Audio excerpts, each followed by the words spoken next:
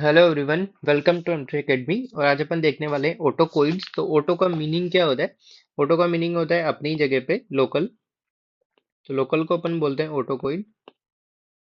Auto means locally और act, तो ये जहाँ से प्रोड्यूस होते हैं वहीं पर ये काम करते हैं। तो साइट ऑफ प्रोडक्शन पर ही काम करेंगे, means work at site of production. अब इसका सिंपल सा क्लासिफिकेशन है, वो देख लेते हैं अपन ऑटोकोइड्स का। देखो इसमें क्या क्या आता है। इसमें आता है अमीन, लिपिड एंड पेप्टाइड। अमीन कौन कौन से होंगे? जिनके नाम के लास्ट में अमीन लगेगा, जैसे आप पढ़ते हैं हिस्टामाइन। हिस्टामाइन के लास्ट में अमीन है। देन सेरोटोनिन, इसके लास्ट में अमीन मीन आता है। लिपिड में कौन कौन आते हैं? इटसेल्फ आप लिखो यहाँ पे लिपिड। तो एल से बनेगा यहाँ पे ल्यूकोट्राइन, पी से यहाँ पे बनेगा prostaglandin and platelet activating factors. Again peptide से क्या क्या होंगे? तो अब बेक में जाके आपको पेप्टाइड पढ़ने हैं। बेक मीन्स यहाँ पे होगा ब्रेडिकाइनिन, A4 होगा एंजियोटेंसिन। और बेक, बेक मीन्स सी से अपन पढ़ेंगे यहाँ पे,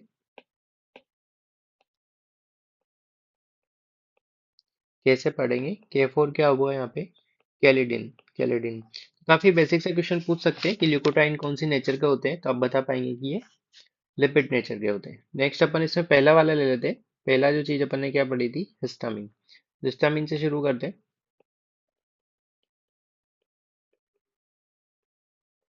हिस्टामिन कहाँ से बनता है? हिस्टिडीन होता है, हिस्टिडीन। हिस्टिडीन में क्या आता है? डी। डी फॉर इसका डी कार्बोक्सिलेशन होता है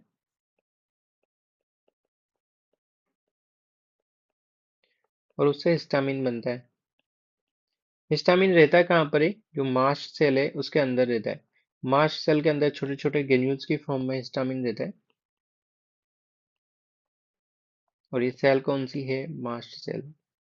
होता क्या है, कोई भी एलर्जन आता है वो आईजीई एंटीबॉडी को बढ़ाता है। आईजीई एंटीबॉडी मास्ट सेल से जुड़ती है, उसका डीग्रेनुलेशन कर देती है, जिससे हिस्टामिन रिलीज हो जाता है। तो अपन ने अस्थमा वाली ड्रग में इसका पूरा फ्लो चार्ट देखा हुआ है, तो वहां से जाके आप रिवाइज कर सकते हैं। आगे अपन देखते हैं कि जो हिस्टामिन है वो कैसे काम करता है। तो यहाँ पे एक्शन, एक्शंस देख लेते हैं। आपको सबको पता है हिस्टामिन क्या है? एक तरह का एलर्जन है। और एलर्जी में अपनी बॉडी में क्या क्या होता है वही सब अपन यहाँ पे देखने वाले हैं। तो से अपनी ये वेसल से इसमें ये कर देता है वेसो डायलिटेशन। वेसो डायलिटेशन। और जब भी वेसो डायलिटेशन होता है तो बीपी क्या हो जाता है? कम। वेसल्स में इतना सारा स्पेस हो गया तो बीपी क्या हो जाएगा? कम। और इस कम बीपी के रेस्पॉन्स में हार्ट अपना रेट बढ़ा देता है, तो उसको बोलते हैं अपन रिफ्लेक्स टेकिकार्डिया। Reflex tachycardia. अब यहाँ पे वेसोडाइलेशन हो गया, बीपी कम हो गया, हार्ट रेट बढ़ गई, तो यहाँ पे ब्लड का फ्लो भी बढ़ता है। ब्लड के फ्लो बढ़ने से पेशेंट को होती है फ्लशिंग। मीन्स उसको एक तरह से हीट फील होती है और स्किन का कलर जो होता है वो रेड हो जाता है, रेड स्किन यहाँ पे हो जाती है। तो ये सारी चीजें अपन एलर्जी में देखने को मिलती है। और वेसोडाइलेशन एक और कौन करता है अपनी बॉडी में? तो एनो, आपको पता है नाइट्रिक ऑक्साइड वेसोडाइलेशन करते हैं। और जो भी ड्रग ऐसे वेसोडाइलेशन करेगी उन सब में ये इफेक्ट देखने को मिलेंगे। आगे क्या करता है? ये जो भी विसरल स्मूथ मसल होती है उसका रिलैक्सेशन कर देता है, उसका कंस्ट्रिक्शन कर देता है। विसरल स्मूथ मसल का पावरफुल कॉन्ट्रैक्टर होता है। मीन्स ये क्या करेगा? ये करेगा ब्रोंको कंस्ट्रिक्शन। तो यहाँ पे एक वर्ड लिखते हैं बस, विसरल स्मूथ मसल कॉन्ट्रैक्शन। इसमें जैसे ब्रोंकस है तो क्या करेगा? Bronchoconstriction. हीटी एब्डोमेन की मसल है उसमें कंट्रक्शन करेगा तो क्या आएंगे? Abdominal cramp. पेशेंट को ये दोनों चीजें मिलती है, इसलिए अस्थमा में अपन इसके एंटागोनिस्ट ड्रग यूज में लेते हैं। नेक्स्ट यहाँ पे देखो क्या कर सकते हैं। जैसे ये स्टमक है, स्टमक में ये टू मच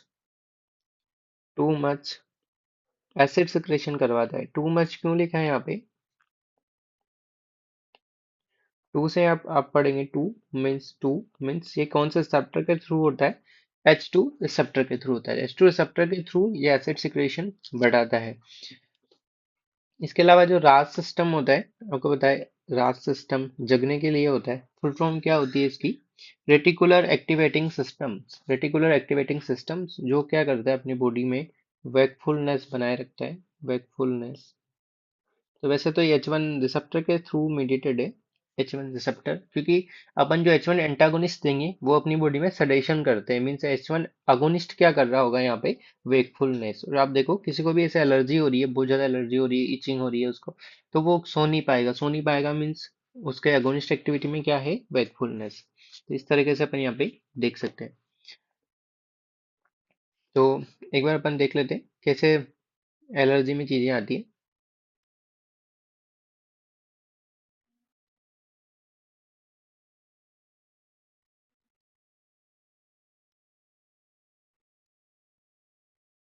तो एक फोटो यहाँ पे ले लेते हैं।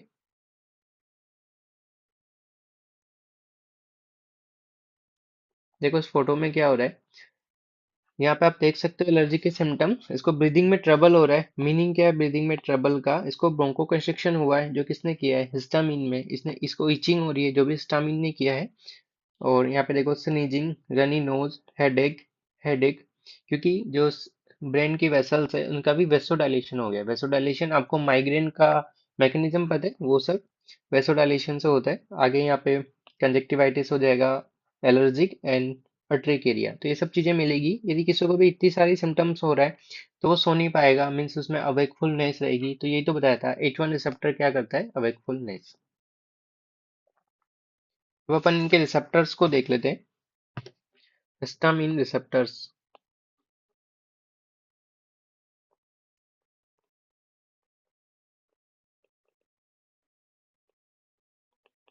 कितने तरह के रिसेप्टर्स होते हैं? तो यहाँ पे आप सबको पता है एच वन होता है, एच टू होता है, एच थ्री होता है एंड एच फोर होता है।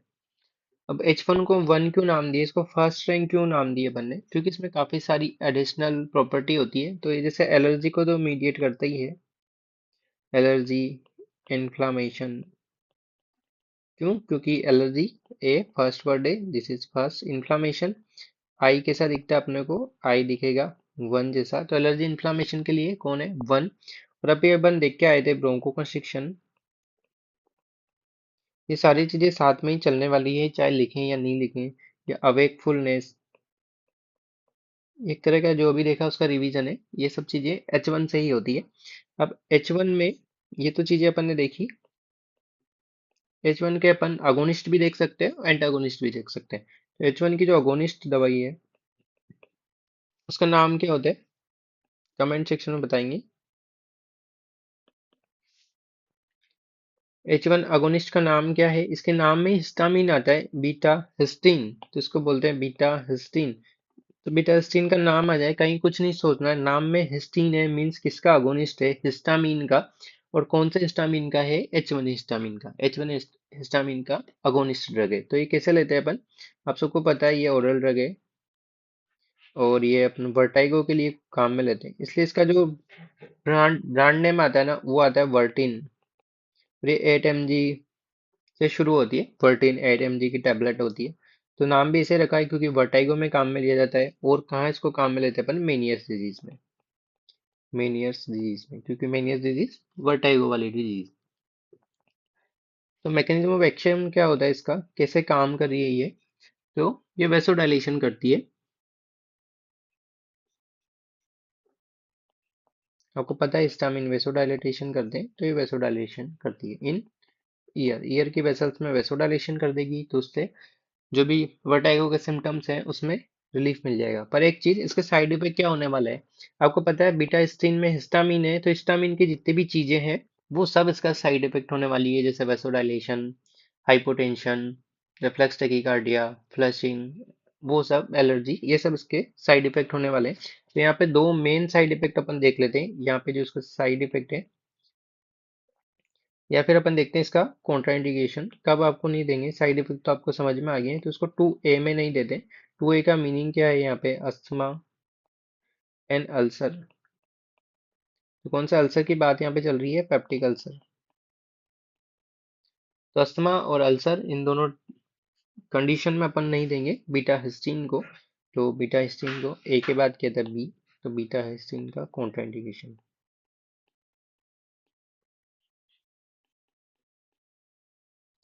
नेक्स्ट अब अपन देखते हैं H1 के एंटागोनिस्ट कौन कौन सी ड्रग H1 एंटागोनिस्ट है।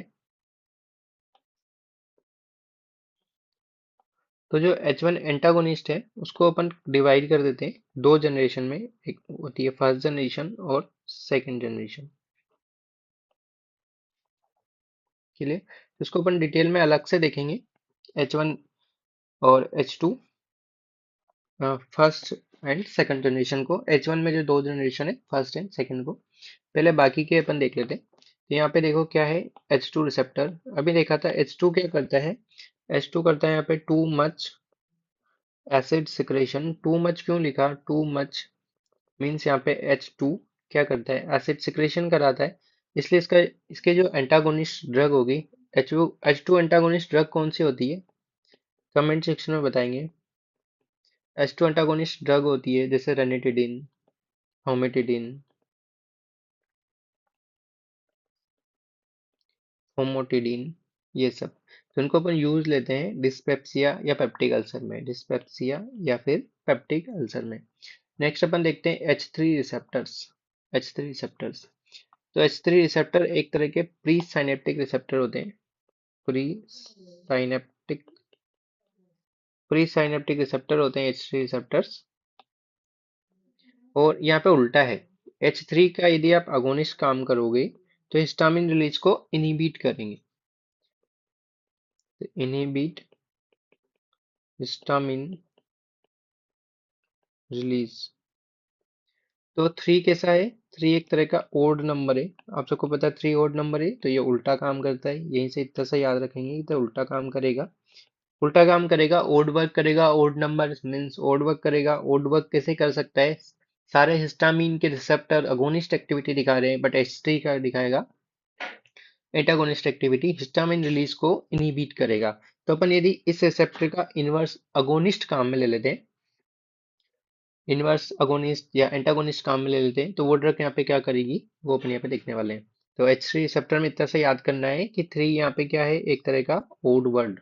तो ये ओड काम करेगा, मीन्स हिस्टामिन रिलीज को इनहिबिट कराएगा। अब आप देखो इसका इनवर्स अगोनिस्ट जो इसका उल्टा काम करे, inverse agonist of H3 receptors कौन सी ड्रग होती है, कमेंट सेक्शन में बताएंगे। तो ड्रग का नाम होता है टिप्रोली टिप्रोलीसेंट।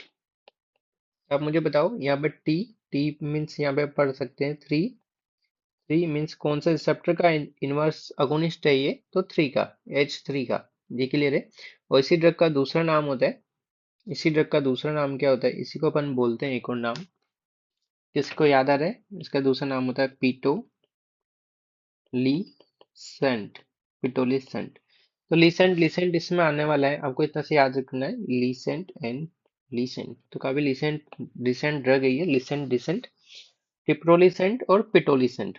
T means three, three means H3, तो H3 का इनवर्स अगोनिस्ट है। यहाँ पे एक और चीज देखो आप, ये आई आता है इसमें, आई मीन्स आई, आई आता है आई। तो आई का मीनिंग क्या हो रहा है इन सब में, इनवर्स अगोनिस्ट।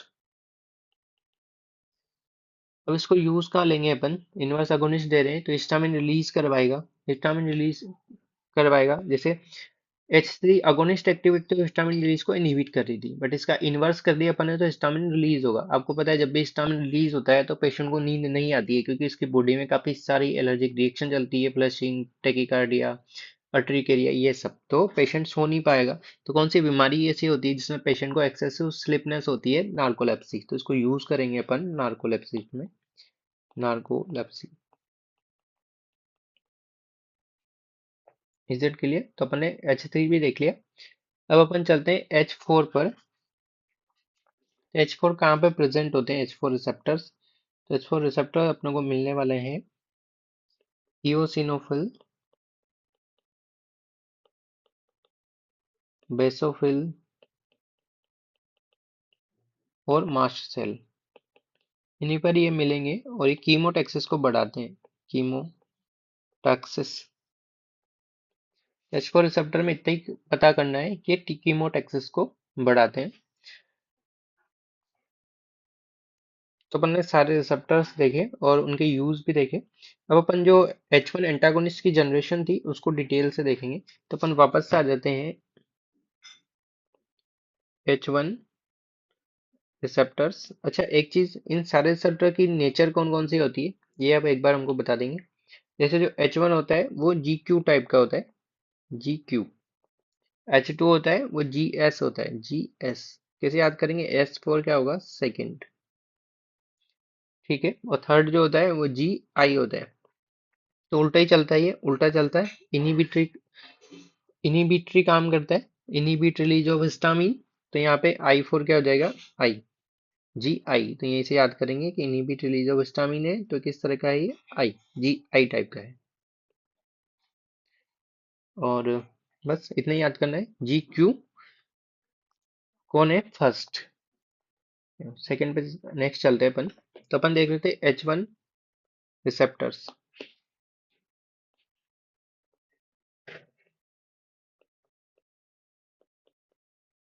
इसमें अपन ने बोला था कि इसकी जो एंटागोनिस्ट है उनकी दो जनरेशन है एंटागोनिस्ट। ये दो जनरेशन में अपने को मिलते हैं, first generation and second generation. दोनों का डिफरेंस काफी इंपॉर्टेंट है। जो फर्स्ट जनरेशन है इनको फर्स्ट रैंक क्यों दी है? क्योंकि इसमें काफी सारी एडिशनल प्रॉपर्टी भी है, एडिशनल चीजें इसके अंदर मिलेगी, इसलिए अपन ने इनको फर्स्ट जनरेशन बोला है। तो ये काम क्या करते हैं, कैसे है कि, तो यहाँ पे अपन लिख लिख लेते हैं। याद करने के लिए भी आप लिख सकते हो कि फर्स्ट जनरेशन क्यों बनाया, क्यों बनाया? क्योंकि इसमें काफी सारी एडिशनल प्रॉपर्टी थी। वो एडिशनल प्रॉपर्टी क्या थी यहाँ पे एक एक करके देखेंगे कि ये ब्लड ब्रेन बैरियर को क्रॉस कर जाते हैं। तो जो भी चीज ब्लड ब्रेन बैरियर को क्रॉस करेगी वो ब्लड ब्रेन बैरियर बैरियर के इफेक्ट देगी। जैसे ब्रेन के इफेक्ट क्या होगा यहाँ पे? साइकोमोटर इम्पायरमेंट करती है, साइकोमोटर इम्पायरमेंट। जिसकी वजह से पेशेंट को क्या होने वाला है यहाँ पे? सेडेशन। और ऐसी चीज यदि किसी भी पेशेंट में हो रही है, तो यदि वो पेशेंट ऐसा है जिसको कंटिन्यूअस अटेंशन की जरूरत पड़ती है, तो वहां पे अपन नहीं देंगे। तो ये कॉन्ट्राइंडिकेटेड किन किन कंडीशन में हो जाएगी? जैसे जो ड्राइवर्स हैं, मशीनरी ऑपरेटर हैं, इन सब में, या स्विमर्स है, इन सब में। तो जो क्लिनिकल सिनेरियो आएगा उसमें यही दिया होगा, एक ट्रक ड्राइवर है, कौन सा एलर्जी हो गई, कौन सा एंटीस्टामिक दोगे, तो फर्स्ट जनरेशन वहां पे नहीं दोगे। क्यों? क्योंकि ये ब्लड ब्रेन बैरियर को क्रॉस कर रहे हैं और उसमें एडिशनल प्रॉपर्टी है सेडेशन की। और इसमें क्या प्रॉपर्टी होती है यहाँ पे? इसमें एंटीकोलिनर्जिक प्रॉपर्टी भी होती है। तो एंटीकोलिनर्जिक प्रॉपर्टी होने से इनके काफी ज्यादा इनकी यूज बढ़ जाते हैं। फर्स्ट अपन ने देख लिया ये, सेकंड अपन देखते हैं एंटीकोलिनर्जिक प्रॉपर्टी। आपको पता है एंटीकोलिनर्जिक इफेक्ट क्या क्या होते हैं, या एंटीकोलिनर्जिक साइड इफेक्ट क्या क्या होते हैं? तो कई जगह आते हैं, जैसे आप एंटीसाइकोटिक, एंटी डिप्रेसेंट पढ़ते हैं, जहाँ भी एंटीकोलिनर्जिक नाम आता है वहां पे उनकी, जैसे TCA पढ़ते हैं तो वो इफेक्ट उनके साथ में आ जाते हैं। तो एंटीकोलिनर्जिक प्रॉपर्टी क्या क्या होती है, साइड इफेक्ट क्या क्या होते हैं? जैसे dryness of mouth, blurring of vision, urinary retention, constipation. तो एंटीकोलिनर्जिक में हर जगह अपन सूखा सूखा करते हैं, जो भी सिक्रेशन है उनको कम करते हैं। जैसे आई है तो उसमें क्या आ रहा है? आई में सूखा बनाओगे क्या होगा? ड्राइनेस। माउथ में सूखा बनाओगे क्या होगा? यहाँ भी ड्राइनेस। ठीक है। आई में ड्राइनेस करोगे तो क्या हो जाएगा? Blood vision, blood vision. ठीक है। GIT में यदि आप सूखा करोगे तो क्या बनेगा? Hard stool, constipation.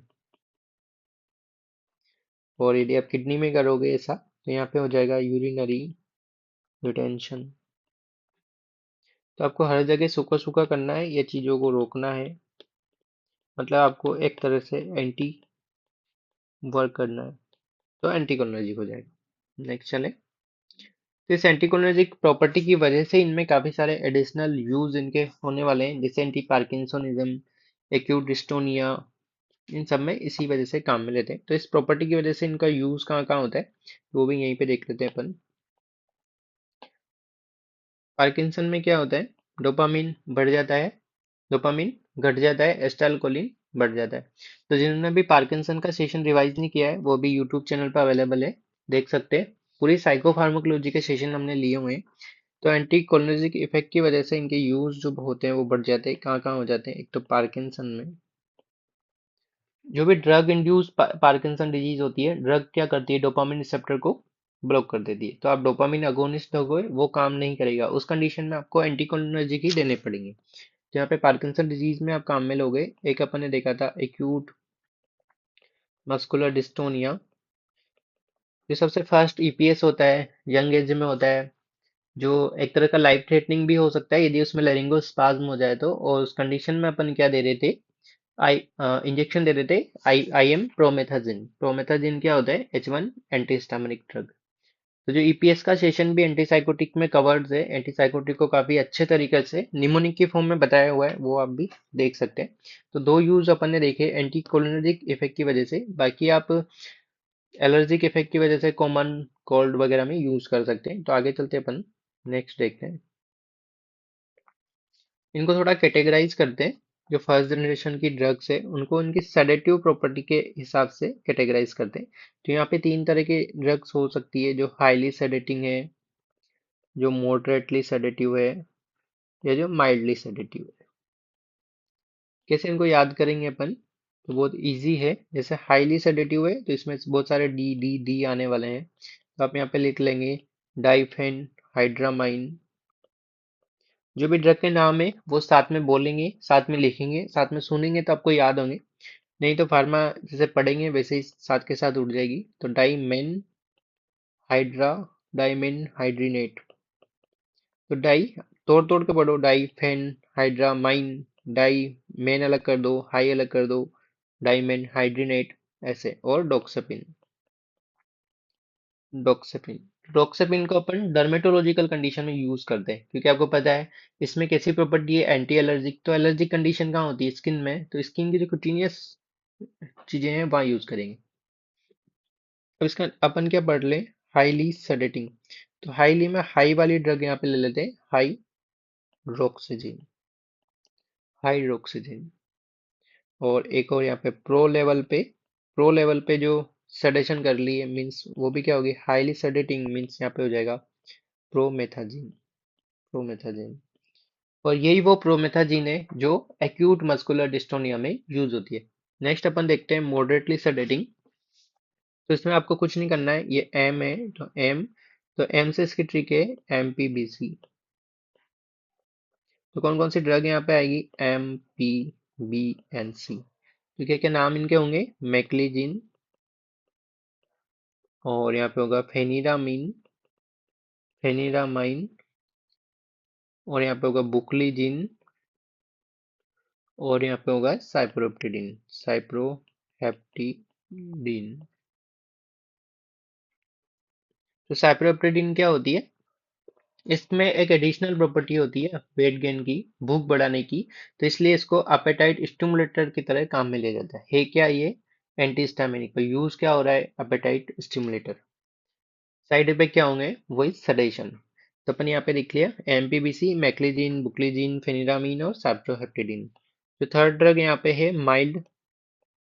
माइल्ड सेडेटिंग में कौन आती है? यहाँ पे अपने को माइल्ड में सी वाली ड्रग मिलेगी, C तो यहाँ पे अपन पढ़ देंगे साइक्लिजिन। साइक्लिजिन। तो यहाँ पे क्या है, साइक्लिंग जो है, साइकिल चलाना, वही चला सकता है जिनको सडेशन क्या हो रहा है, कम। तो जो साइकिल चलाने वाले हैं उनको सडेशन कैसा चाहिए? माइल्ड चाहिए। तो साइकिल से याद करेंगे साइक्लिजिन। और यहाँ पे आएगा क्लोरफिनरामिन। और क्या हो सकता है यहाँ पे? सी से क्लेमास्टिन। क्लेमास्टिन। ये सब तो सी वाली ड्रग यहाँ पे अपन ने लिख ली। नेक्स्ट अपन चलते हैं, अपन ने यूज तो देख ही लिए इनके, यूज कैसे होते हैं। तो यूज अपन ने एंटीकोलिनर्जिक के हिसाब से देखे कौन कौन सी यूज है। तो anti Parkinson, acute muscular dystonia. और यहाँ पे और अपन लिख लेते हैं कि और यूज किस तरह के हो सकते हैं इनके। तो यहाँ पे और आप लिख लो, मोशन सिकनेस के प्रोफाइल एक्सेस में भी इनको यूज में लेते हैं। Prophylaxis of motion sickness. आपको पता है एक मेडिसिन आती है एवोमिन, जिसमें क्या होता है? प्रोमेथाजिन। तो एवोमिन का जो टेबलेट का पत्ता होता है उस पर देखना, उसमें एरोप्लेन बना होता है, मीन्स मोशन सिकनेस के लिए यूज होती है। तो यहाँ पे प्रोफाइलैक्सिस ऑफ मोशन सिकनेस के लिए यूज आ रहा है, और कॉमन कोल्ड के लिए भी इनको यूज में लेते हैं। तो ये सब एंटीकोलिनर्जिक प्रॉपर्टी की वजह से हो रहा है। एंटीकोलिनर्जिक में क्या बताया, सूखा सूखा हो रहा है, तो नेजल सिक्रेशन को भी सूखा सूखा करना है, मीन्स कहाँ यूज में लोगे, कॉमन कोल्ड में। सडेशन कर रहा है, दिमाग काफी ज्यादा सोच रहा है, कहीं भी अपन ट्रैवलिंग पे जा रहे हैं तो उनको सडेट कर देंगे, मीन्स मोशन सिकनेस। और पार्किंसन में तो पता ही है, यूज लेते हैं। Is it clear? चलो नेक्स्ट चलते हैं अपन। तो अपन ने फर्स्ट जनरेशन देखे, अब अपन देखते हैं सेकंड जनरेशन।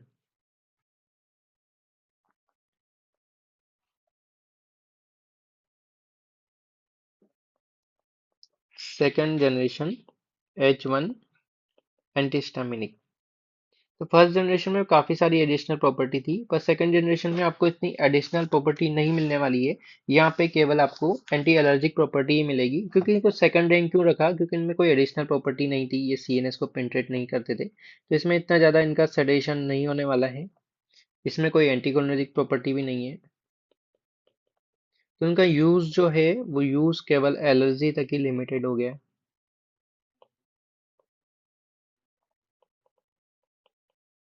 यदि कोई ऐसा पेशेंट है, जैसे ट्रक ड्राइवर है, मशीनरी ऑपरेटर है, स्विमर्स है, जिनको सडेशन नहीं चाहिए, एंटीकोलिनर्जिक प्रॉपर्टी नहीं चाहिए, केवल एंटी एलर्जिक प्रॉपर्टी चाहिए, तो उनको क्या देंगे अपन, सेकंड जनरेशन एंटीहिस्टामिनिक।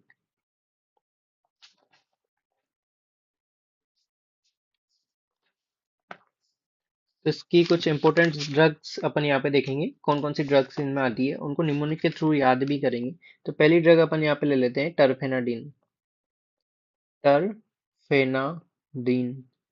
टरफेनाडिन में क्या था, एफ एफ मीन्स ये होती है फास्टेस्ट एक्टिंग एंटीहिस्टामिनिक ड्रग। अब क्या होता है, यदि आप इसको ओवरडोज में दे दोगे तो ये करती है टॉक्सिसिटी, टॉक्सिक हो जाती है। टॉक्सिक डोज में क्या करती है, ये इसकी टॉक्सिसिटी क्या होती थी, ये एक तरह के टाइम को बढ़ा देती है। टाइम क्या होता है, QT time means QT prolongation कर देती है। क्यूटी प्रोलोंगेशन होता है, इसको अपन क्या बोलते हैं, पोलीमॉर्फिक वेंट्रिकुलर टेकिकार्डिया, टोर्सा डी पोंटिस, या टी से आप याद कर सकते हो यहाँ पे, टोर्सा डी पोंटिस। तो टोर्सा डी पोंटिस ये इसका साइड इफेक्ट है, क्यूटी प्रोलोंगेशन इसके नाम है, इसके साइड इफेक्ट है, या फिर इसको क्या बोल सकते हो, पोलीमॉर्फिक वेंट्रिकुलर टेकिकार्डिया। तो यहाँ पे टी से टेकिकार्डिया भी बन जाएगा। टेकिकार्डिया किस तरह का टेकिकार्डिया यहाँ पे हो रहा है, पोलीमॉर्फिक वेंट्रिकुलर टेकिकार्डिया, टेकिकार्डिया। यहाँ पे हो रहा है पोलीमॉर्फिक वेंट्रिकुलर टेकिकार्डिया। टोर्सा डी पोंटिस सारे इसी के ही नाम है, क्यूटी प्रोलोंगेशन का बढ़ना। अब यदि आप इसके साथ एंजाइम इनहिबिटर दे दोगे तो इसकी कंसंट्रेशन काफी बढ़ जाती है, मीन्स ये जो इफेक्ट है, इसका जो साइड इफेक्ट है टोर्सा डी पोंटिस से इजीली प्रेसिपिटेट हो सकता है, पेशेंट को अरिथमिया हो सकता है। इसलिए इस ड्रग के साथ में कोई भी एंजाइम इनहिबिटर अपन नहीं देते हैं। तो यहाँ पे अपन यदि टरफेनाडिन दे दें, टरफेनाडिन, इसके साथ अपन ने दे दिया यदि एंजाइम इनहिबिटर्स। कौन कौन से एंजाइम इनहिबिटर्स होते हैं, सबको पता है एंजाइम इनहिबिटर्स के नाम। विटामिन के can not cause enzyme inhibition, example के लिए देते हैं, जैसे यदि आपने इसके साथ इरिथ्रोमाइसिन दे दिया तो क्या प्रेसिपिटेट हो जाएगा यहाँ पे, टोर्सा डी पॉन्टिस। तो ये सावधानी यहाँ पे रखेंगे, और इसका एक कंजीनर होता है, ये एक्टिव मेटाबोलाइट में बदलती है, जैसे तो टर्फेनाडीन है वो एक्टिव मेटाबोलाइट में बदलेगी, एक्टिव मेटाबोलाइट। इसके एक्टिव मेटाबोलाइट का नाम क्या होगा, फेक्सोपेनाडिन, फेक्सोफेनाडिन। तो फेक्सोफेनाडिन अपनी फेवरेट ड्रग होगी है। फेवरेट क्यों फेवरेट होगी है, क्योंकि इसमें कोई भी टीडीबी एक्शन नहीं होता है, टोर्साडिपोन्टिस ये नहीं करती है, पोटेशियम चैनल को ब्लॉक ये नहीं करती है, तो ये अपनी फेवरेट ड्रग है। इसको थोड़ा सा अच्छे से लिख लेते हैं। फेक्सोफेनाडिन को याद करेंगे, F4 ये है फेवरेट, क्यों, क्योंकि इसका साइड इफेक्ट नहीं है टोर्साडिपोन्टिस, क्यूटी प्रोलोंगेशन ये नहीं करती है। तो इसको अपन एलर्जिक में यूज में लेते हैं, एलर्जिक कंडीशन में यूज लेते हैं। नेक्स्ट ड्रग अपन पढ़ेंगे एस्टीमाजोल। एस्टीमा एस्टीमीजोल।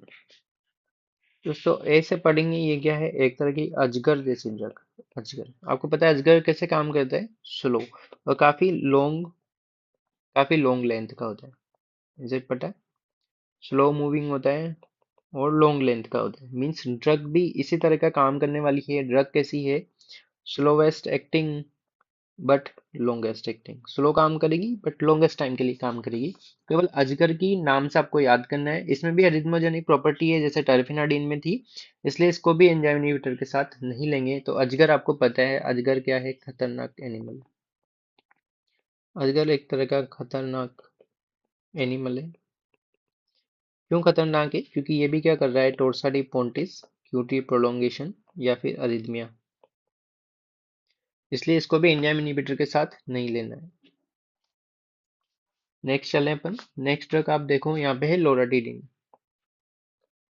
लोराटिडिन, लोराटिडिन। लोरा में क्या आता है? एल ओ, तो एल ओ यहाँ पे होगा एक्टिंग लॉन्ग एक्टिंग। अच्छा, अपन जो सब पढ़ रहे हैं ये सेकंड जनरेशन पढ़ रहे हैं, ठीक है? तो लोराटिडिन क्या है? Lo means long acting second generation antihistaminic. और ये जो मेटाबोलाइज होती है, आगे मेटाबोलाइज काय में होती है? मेटाबोलाइज हो गई है डेसलोराटिडिन, डेसलोराटिडिन। तो दोनों तरह की प्रिपरेशन मार्केट में मिलती है। आप लोराटिडिन भी ले सकते हैं, डेसलोराटिडिन भी ले सकते हैं। आगे चलते हैं अपन, एक और एडिशनल ड्रग देखते हैं। काफी इंपोर्टेंट ड्रग है, कॉमनली यूज ड्रग है, सेट्रिजिन। सेट्रि सेट्रिजिन। तो सेट्रिजिन किसका एक्टिव मेटाबोलाइट होता है? जो हाइड्रोक्सीजिन लेते हैं, हाइड्रोक्सीजिन अपन ने पढ़ी थी, वो आगे कन्वर्ट होती है सेट्रिजिन में।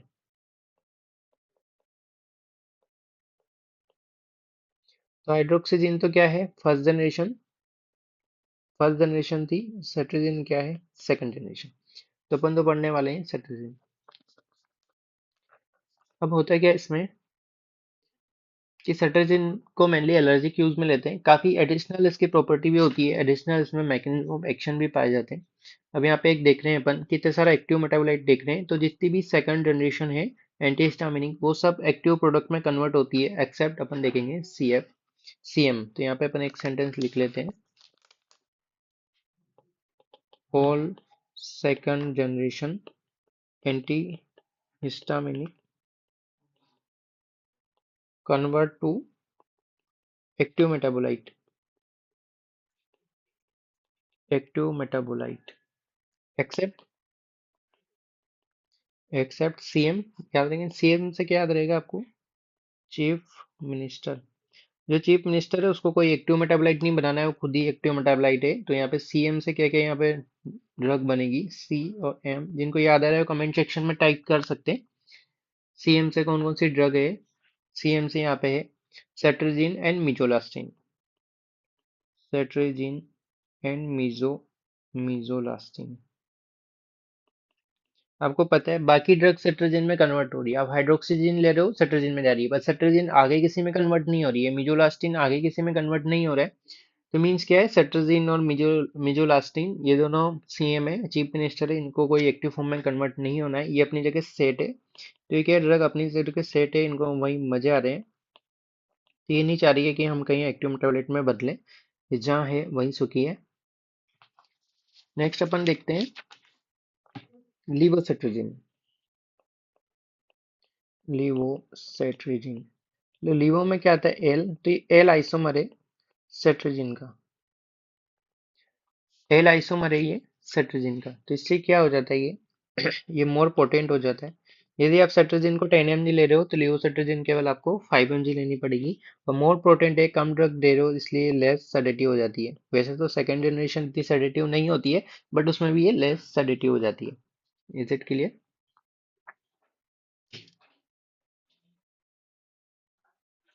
आगे देखते हैं अपन एजोलास्टिन।